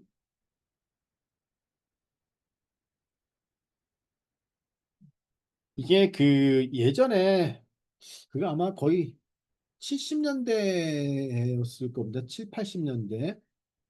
그때만 하더라도 이렇게 사람이 이렇게 손으로 쓴 숫자를 인식하는 모델, 인식하는 알고리즘들을 우리가 잘 만들 수 있으면 이제 훨씬 편해지겠다고 전화 우편번호라고 누가 어떻게 하셨어요? 이게 우편번호에서 왔는지? 맞습니다. 이거 우편번호에서 왔는데 이제 뭐냐면은 이 데이터를 그럼 이제 사람이 그 손으로 쓴 숫자들의 그 데이터를 많이 이제 수집을 해야 되잖아요. 근데 이제 미국의 지금은 이제 대한민국도 그 우편번호가 지금 5자리잖아요. 근데 그전에는 6자리였었죠. 셋 쓰고 다시 그 다음에 또 세 개 숫자로 돼 있었죠. 우편번호가. 근데 이제 미국은 지금 그러니까 한국처럼 5자리였어요. 그럼 이제 그 사람들이 그냥 뭐죠? 편지나 우편물에 이제 이렇게 보통 집 코드를 갖다가 쓰니까 그거를 다 이제 콜렉트해서 이렇게 이제 다양한 사람들이 쓴 숫자 데이터들을 모아서 그걸 이제 디지타이즈 해가지고 이제 어떤 벤치마크 데이터셋을 만들었습니다. 그래서 90년대도 이게 사실은 거의 벤치마크 데이터였어요. 토이 데이터가 아니라. 그러니까 우리가 뭔가 어떤 알고리즘을 만들어서 그 알고리즘을 우리가 실제 테스트를 해볼 때 리얼 월드 데이터에 적용을 하는 예가 대부분 엠니스트 데이터였습니다. 그래서 저도 그때 이제 엠니스트 데이터를 종종 사용을 했고 이거를 구하는 것도 지금은 뭐 그냥 다운로드 받으면 됐지만은 그때는 그렇게 쉽게 구할 수도 없었습니다. 그래서 이 데이터를 이게 아마 그러니까 미국의 표준과학원인가? 뭐 하여튼 그런 데서 컬렉트를 한 걸로 알고 있고, 그래서 거기에 이제 직접 요청을 해서 그래서 이제 그러면은 보통 이제 예전 같으면은 이제 그런 게 이렇게 CD로 오거든요. 그 디지털 데이터 이제 CD를 해서 CD에다 저장해 갖고 이제 이렇게 우편으로 보내줍니다. 그래서 엠니스트 같은 거는 그렇게 돈을 유료였었나 돈을 내지는 않았던 것 같긴 하고요. 이것도 아마 처음에는 돈을 내야만 데이터를 얻을 수 있었던 것 같고 뭐 음성 데이터 같은 것들은 이제 훨씬 비쌌습니다. 그거는 몇 주씩 걸리고. 근데 이제 저희들이 하고 싶은 거는 이게 이제 784 디멘전인데 이거를 이제 2D에다가 플롯을 하고 싶은 거예요. 2D에 플러스를 하면 장점이 뭐냐 하면은 그냥 우리가 그 데이터의 특성을 좀 눈으로 금방 확인을 할 수 있다는 뜻이죠. 그러면 이제 예를 들어서 그 숫자들이 지금 0에서부터 9까지니까 지금 10개의 클래스 아니에요? 그럼 각각의 숫자들을 다른 색깔을 입힌 겁니다. 그래서 이제 PCA 방법을 써서 2D에다가 플러스 한 거고요. 그 다음에 TSN이라는 방법을 써서 2D에다 플러스를 했습니다. 근데 이거를 보시면은 뭐를 알 수 있느냐 그러면은 PCA는 뭐냐면은 이게 좀 뭐 약간은 그 이 숫자들 간에 좀 구별이 되기는 하지만 상당히 뭉쳐 있습니다, 전체적으로. 이제 TSNE 같은 경우는 완벽하게 separate 돼 있지는 않지만 그래도 숫자들이 이렇게 각각 숫자에 따라서 색깔들이 이제 좀 구별이 이렇게 뚝뚝뚝 떨어져 있죠. 그래서 뭔가 더 이 데이터의 특성을 잘 나타내는 그런 비주얼라이제이션. 그 TSNE는 이제 누가 만들었느냐? 그럼 이것도 이제 제프리 힌튼 그룹에서 오래전에 나온 거고, 그래서 지금도 여전히 그냥 우리가 가지고 있는 그 데이터를 좀 2D에다가 한번 플러스를 해가지고 걔네들이 이제 좀 전체적으로 이렇게 뭔가 그러니까 대부분 지금은 어떻게 사용하느냐 그러면은 어 여러분들이 요새는 뭐 임베딩이란 말 많이 이제는 익숙하게 많이 들어본 거 아니에요? 임베딩이 뭡니까? 지금 그러니까 보통 이제 뭐 딥러닝 하는 사람들이 임베딩 그러면 그거 뭐를 뜻하는 건가요? 뭐 그런 말 많이 들어보셨나요? 임베딩이라는.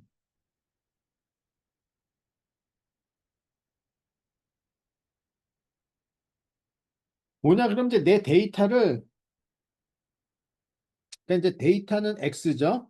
이거를 이제 다른 어떤 Z라는 공간으로 뭔가 매핑을 시키는 거예요.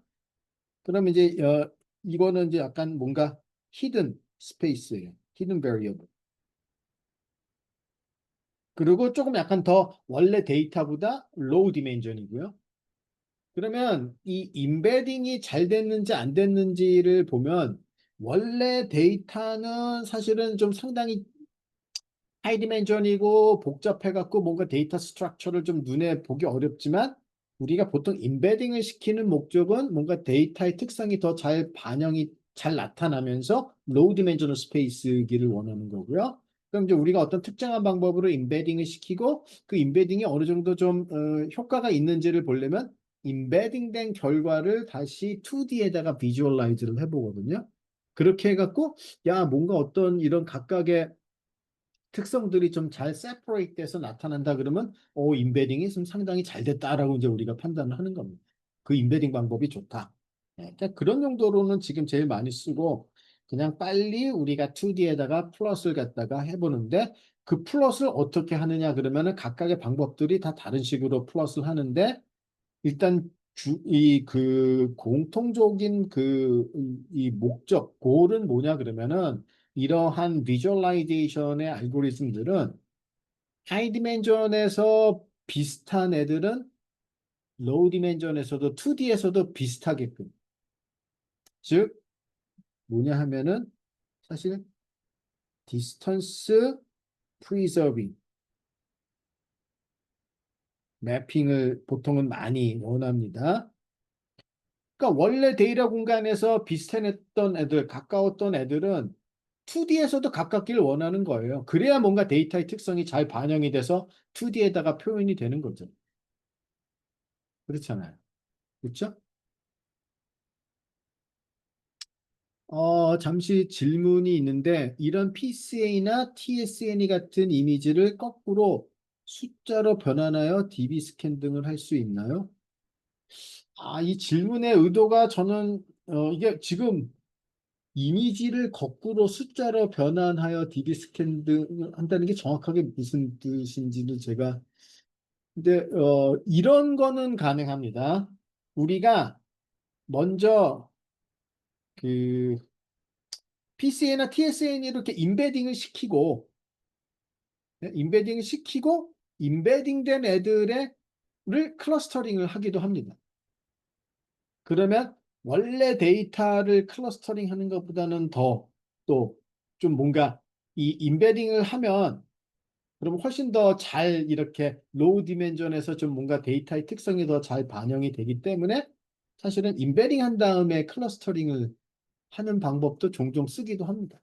혹시 그런 뜻으로 질문을 하신 건지는 모르겠어요.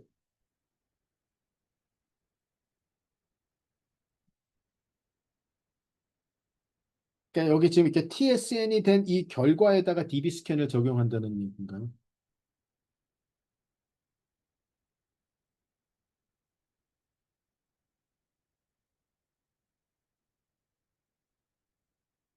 이미지를 숫자로 변환해서 어떤 이미지를 숫자로 변환한다는 뜻인가요?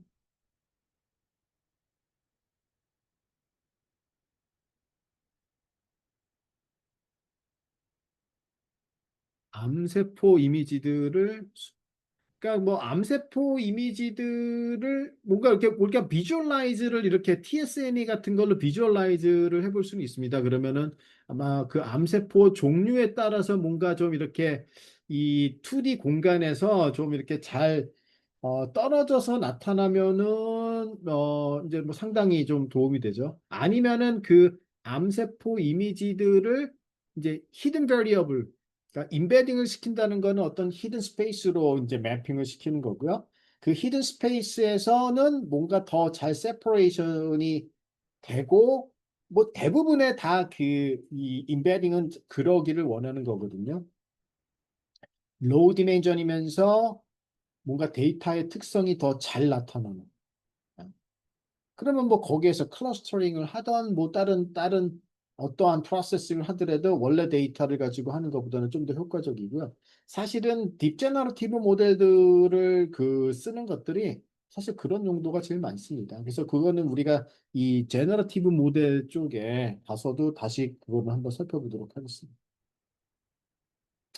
자, 그래서 아이고 우리가 이 TSN이 전에 PCA가 있는데 PCA는 뭐 대략 여러분들이 알고 계시겠지만은 뭐 이거를 굳이 지금 우리가 자세하게 할 필요는 없고 우리가 이제 대략 도식적으로 PCA가 뭔지 사실 뭐 PCA를 간략하게 그때 첫 번째 주에 우리가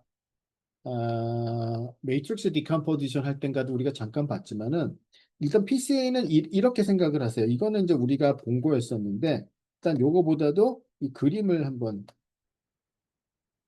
아니 잠깐만 이거는 봤는데 제가 원하는 그림은 어? 네, 아유, 여기 뒤에 있었네요. 그럼 먼저 오늘은 이겁니다. 자, 그럼 PCA 하면은 뭐가 기억이 나셨나요? 그러면 이제 이렇게 제가 설명을 하겠습니다. 이제 이렇게 우리가 쉽게 생각을 했어요. 자, PCA 하면은 얘네들의 목적은 자, 이제 데이터 X는 예를 들어 뭐 100디멘전 데이터예요. 우리가 가지고 있는 건. 그러면은 이제 100개의 피처로서 표현이 된다는 거죠. 그러면 우리의 데이터는 뭐 X1, X2부터 X100. 네? 그래서 100디멘전이다. 굉장히 하이 디멘전이죠. 그러니까 우리의 모든 데이터들은 다 각각 하나하나의 포인트가 다 100디멘전이에요. 근데 너무 이제 그 디멘전이 크면은 그러면은 뭐 데이터들끼리의 거리를 구할 때도 계산량도 상당히 많고 이게 디멘전이 커지면 커질수록 거리의 개념이 점점점 불분명해집니다. 자, 우리가 여기서 원하는 거는 이거를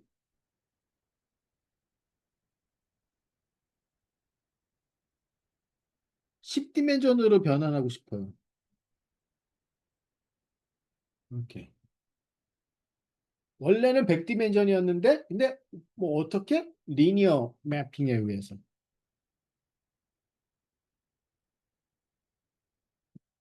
즉 Z라는 벡터는 W 트랜스포즈 X 이렇게 해서 그래서 X는 100디멘전이었는데 Z는 10디멘전이. 그러니까 우리가 100디멘전al 벡터를 10디멘전al 벡터로 표현하는 거예요. 그러니까 훨씬 더 효과적이죠. 근데 어떻게 이제 그러면 이제 우리가 어떻게 하면 되느냐 하면 이게 당연히 10디멘전으로 압축을 하게 되면은 인포메이션 러스가 생기는데 우리는 인포메이션 러스를 최소화하면서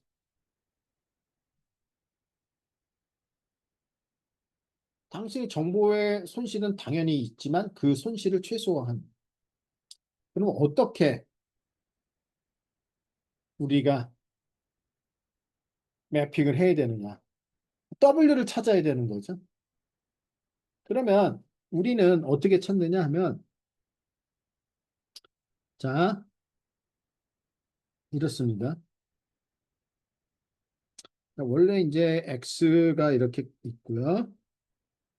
자, W 트랜스포즈에 의해서 Z로 가죠. 그러면 이거는 사실 이게 무슨 단계냐 그러면은 인코딩입니다.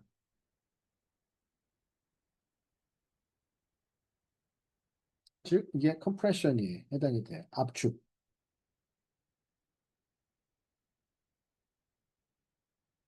그리고 이 임베딩 된 애를 우리가 다시 W에 의해서 복원을 합니다.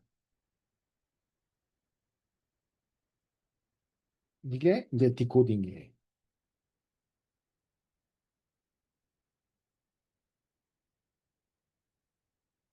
그러면 우리는 오브젝티브는 어떻게 되느냐 그러면 원래 x와 그다음에 복원된 애의 거리가 최소화되게끔. 그리고 이거는 이제 우리가 있는 모든 데이터에 대해서. 이게 이제 우리의 아이디어예요.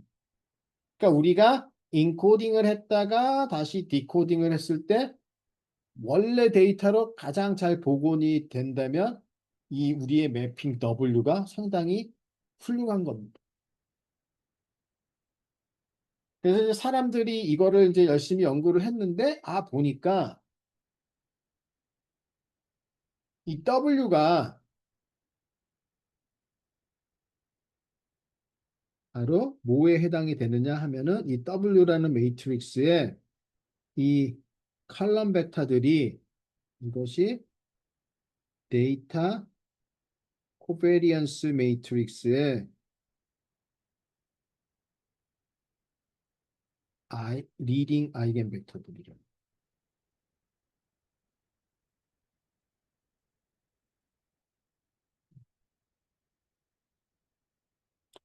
즉 데이터 코베리언스 매트릭스의 그러니까 리딩 아이겐 벡터라는 거는 이제 그 커다란 아이겐 밸류에 해당되는 아이겐 벡터들이죠. 약간 가장 첫 번째 커다란 아이겐 벡터, 두 번째 아이겐 벡터. 그러면은 이제 이 데이터 코베리언스 매트릭스는 지금 X가 100디멘전이니까 100 바이 100 코베리언스 매트릭스가 나오고요. 그러면은 기본적으로 100개의 아이겐 벡터가 나옵니다. 그 100개 아이겐 벡터들을 아이겐 밸류에 따라서 소팅을 해갖고 큰 놈부터 가장 작은 놈까지 그래서 처음 10개 리딩 아이겐 벡터를 고르면 바로 그게 이제 이 W 매트릭스가 되고 걔를 가지고 인코딩 했다가 디코딩을 하는 거예요. 그리고 걔네들은 그 이 아이겐 벡터들끼리 오소곤을 하기 때문에 그래서 이제 디코딩도 그냥 이 W 트랜스포즈에 다시 트랜스포즈로서 디코딩이 가능해지는 거고요. 네. 이제 그렇게 해서 그 우리가 이제 비주얼라이제이션에도 사용을 하는 예가 바로 이제 이게 되는 거죠. 이거가 바로 이제 원래 이 784,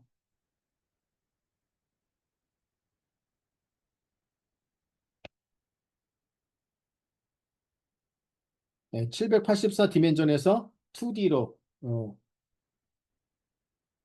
해서 압축을 했던 인코딩을 했던 그 결과를 갖다가 비주얼라이제이션. 그런데 이제 이거가 뭐 항상 이렇게 이제 그 퍼펙트 하지는 않기 때문에 우리가 이제 이것보다 더 조금 데이터에 뭐 얘는 사실 디스턴스를 프리저빙하고 뭐 그런 개념이 없어요. PCA는 그냥 압축을 잘하는데 주 목적이 있는데 이제 좀 더 디스턴스를 프리저빙하는 그 아이디어들을 갖다가 쓰면은 더 효과적인 데이터 비주얼라이제이션 테크닉이 되지 않느냐. 그래서 이제 그 TSN이라는 이제 테크닉들이 있는데 그거는 이제 내일 설명을 하겠습니다. 그래서 일단 오늘 강의는 여기까지 하도록 하겠습니다.